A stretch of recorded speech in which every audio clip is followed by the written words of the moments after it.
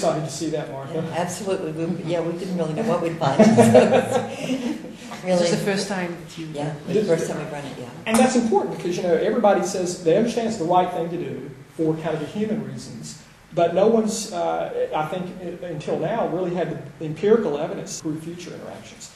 What we found is to say, if I do this, what can I expect in return? Where I can sit down with my chief financial officer and my chief executive officer and make the business case. Is that investing in this makes good economic sense. So we were very pleased with that. Well, it also, I hope, will provide some companies' leadership with justification for doing the right thing. And it provides ammunition. I could see somebody saying to Wall Street, why do you just care about our quarterly numbers? Because you could have 2 or 3 companies with the same sort of quarterly growth, but they could have very different levels of customer maturity or investment in the future. And so it's not enough just to understand how they're performing this quarter. We really need for them to be thinking about, we need to compare them on how they're doing in terms of performance. Because if you have a higher maturity and you're more competitive, then even if you have the same performance as somebody else, you're going to do much better next quarter and the next quarter and next year and 3 years from now. And that really should interest investors and customers and legislators and employees. And if you have 2 companies, which one would you rather work for? The one that's doing well this quarter and will also do well a year from now?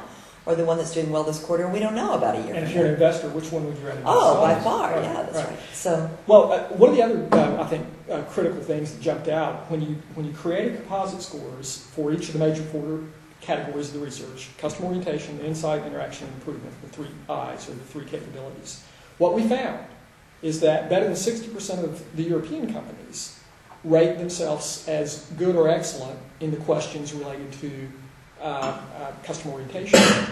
However, when you look at their ability to manage the customer experience, the 3 I's, managing the insight, using it for the interaction, and managing the improvement, learning from customers to improve future interactions, what we found is that the maturity there was much lower. I think the highest level was insight, which was in the 30% range. So there's a big gap. Companies are thinking about customer centricity, but their ability to execute and provide a consistent customer experience is lagging. And part of the challenge is figuring out how do we put resources toward that when we have so much, because resources toward that will result this quarter in a lower profit, and who's going to let us do that? So it's really, when we look at, we have a measure that we call return on customer, which we think is an important adjunct to the return on investment measure. It's okay. Right. Yeah. Basically, the return on investment is a measure of how much value you create for the money that you have to use, and return on customer is how much value you create for the customers you have to use. We believe that you use up customers every time you send out a mailing piece that's irrelevant to some of the people who get it, and those people never open anything from you again, and you use them up to get response from somebody else, right? So that's just one way we use up customers. And so we should understand not only what our return on the investment is of the money we use, because we want to cover the cost of capital and we want to make sure that we're getting a good return on our money. That's important. But we should also understand whether or not we're getting a good return on those customers that we're using by talking to them, getting some of their attention, getting them to... we want customers to work hard for us, and we're not paying them. When you move from a sales transaction model to one that looks at customers as lifetime annuities, streams what's the source of profits? Where do companies get profits? Well, let's see.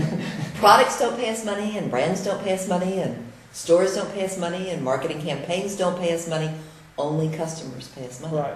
And so the good thing is we're finding that more and more companies are realizing that and making customer metrics part of their KPIs, not just on the marketing dashboards, but also at the organization, top of the organization, as opposed to just looking at sales production, top-line revenues, earnings before interest and taxes, bottom line profit, that kind of thing. Increasingly, we find them looking at things like customer affinity scores, like Net Promoter, customer profitability scores, and the changes in those profitability. They're holding people accountable. We think this is a critical step, and I think the research played out that the gap between where they are in their customer orientation and their capabilities, the capabilities are improving.